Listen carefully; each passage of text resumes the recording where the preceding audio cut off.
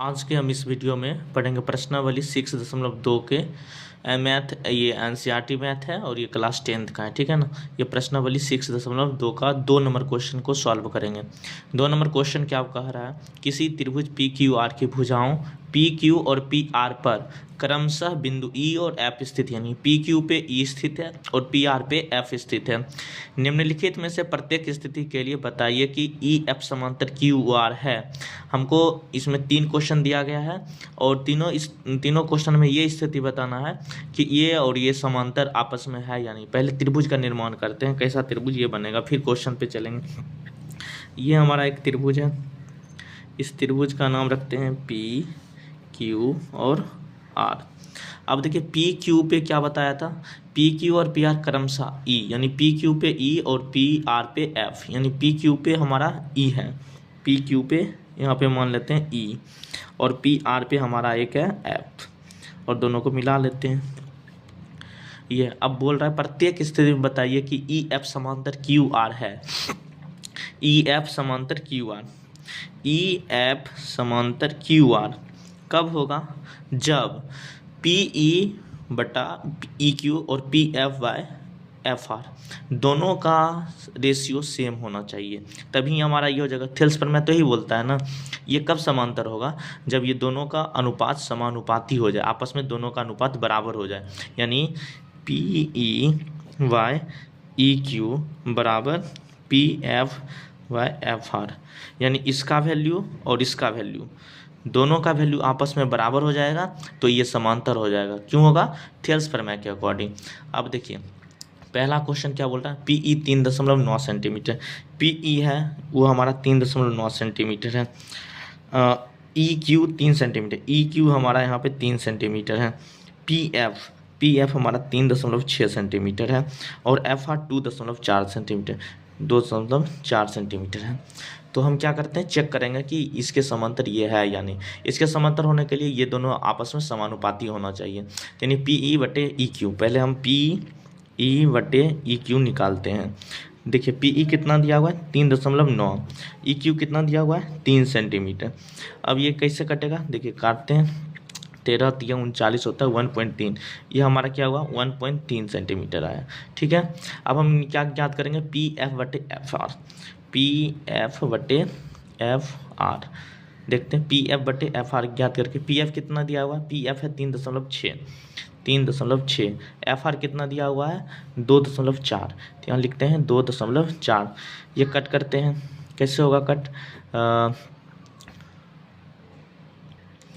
0.9, यानी ये डायरेक्ट यहाँ पे 9 चौक 36 हो जाएगा, और ये हमारा कैसे हो जाएगा 6 से कट करते हैं, तो यानी 0.64, ये हमारा हो गया। तो देखिए क्या 9/6, 0.9 0.6, ये हमारा क्या इसके बराबर आ रहा है क्या, दोनों आपस में बराबर होगा, आपस में बराबर नहीं होगा। तो ये दोनों आपस में बराबर जब नहीं है, तो यानी क्या लिख सकते हैं, पी ई बटा E Q does not equal to P F बटा एफ आर, दोनों आपस में बराबर नहीं है। तो ई क्यू समांतर क्या लिखा हुआ था, सॉरी ई एफ समांतर क्यू आर, ई एफ समांतर यहाँ पे ई एफ होगा, समांतर क्यू आर नहीं होगा। चलिए इसी प्रकार 2 और क्वेश्चन बनाना है।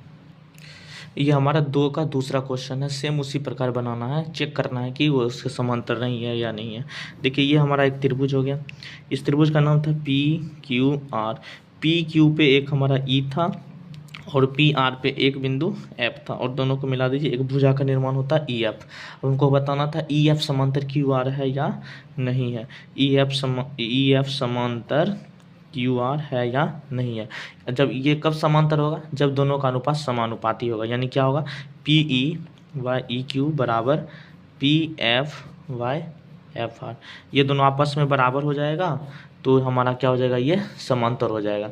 तो सबसे पहले पी ई बटे ई क्यू देखते हैं, यानी हम क्या निकालेंगे, P E Y E Q निकालेंगे। तो पी ई का वैल्यू क्या दिया गया है यहाँ पे, देखिए पी ई का वैल्यू 4 है और ई क्यू का वैल्यू 4.5 है, यानी 4 बाई 4.5, ये दशमलव उड़ाते हैं, यहाँ पर 0 हो गया, यानी क्या हो गया 40/45।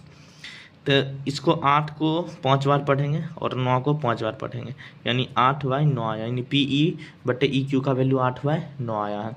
अब हम क्या निकालेंगे, PF/FR का वैल्यू, PF/FR ये निकालते हैं। PF कितना दिया गया है चेक करें, PF 8 है और RF 9 है, डायरेक्ट 8/9। अब देखिए PF/FR 8/9 और ये भी 8/9, यानी दोनों वैल्यू आपस में बराबर हैं। यानी हम क्या लिख सकते हैं, PE/EQ बराबर PF/FR। ये दोनों जब बराबर हो गया तो हम क्या लिख सकते हैं कि EF/QR के समांतर हैं। तो हम क्या लिख सकते हैं, तो EF समांतर QR है। क्यों लिख सकते हैं, थेल्स प्रमेय के विलोम से। जब ये हमारा समानुपाती हो जाएगा तो ये हमारा क्या हो जाएगा, समांतर हो जाएगा आपस में। चलिए सेम क्वेश्चन ऐसा ही है, 3 नंबर क्वेश्चन, 2 का 3 ये दिया हुआ है इसमें डाटा।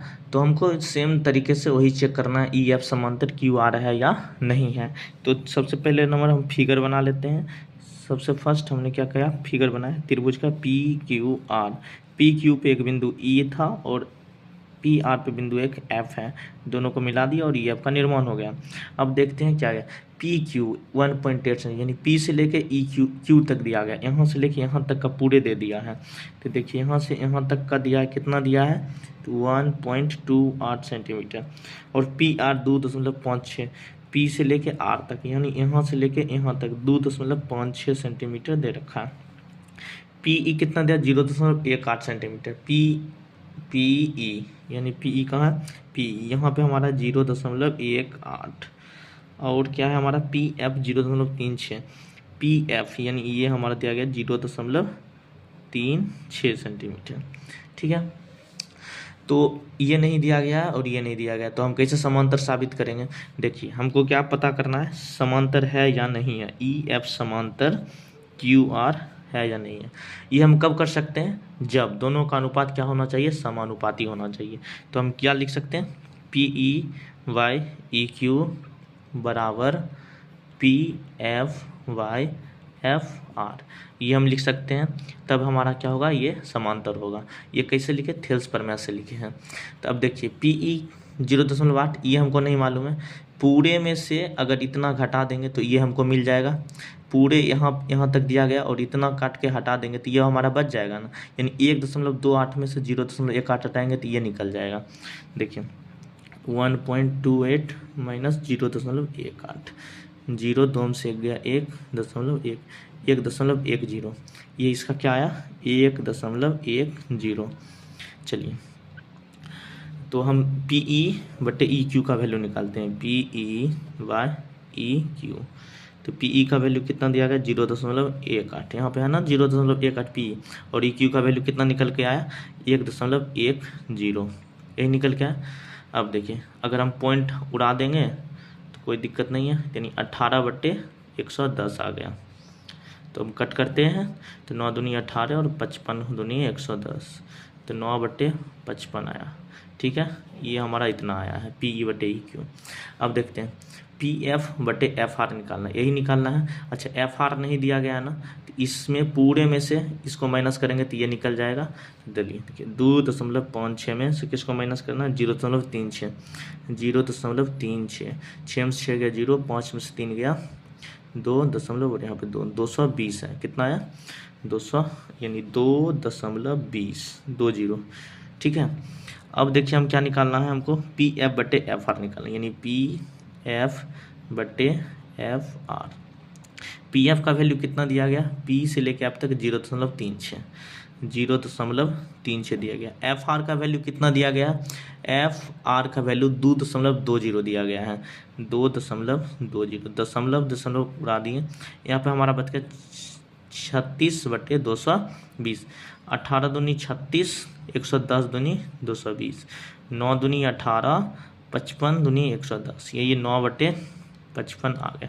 ये भी 9/55 और ये भी 9/55, यानी PE/EQ और PF/FR दोनों आपस में क्या है, बराबर है। जब दोनों आपस में बराबर हैं तो हम क्या लिख सकते हैं, EF समांतर QR है, लिख सकते हैं ना। ये हमारा क्या है, EF समांतर QR, क्योंकि ये दोनों आपस में वैल्यू क्या आ गया, बराबर आ गया। इस क्वेश्चन को हम दूसरे तरीके से भी बना सकते हैं, थेल्स प्रमेय का। जैसे ये पूरे का जो था ना 1.8, तो 1.8/0.18 और 2.56/0.36 करके बराबर कर सकते थे, ठीक है। तो चलिए इस प्रकार से हमारा दूसरा क्वेश्चन सॉल्व हो गया।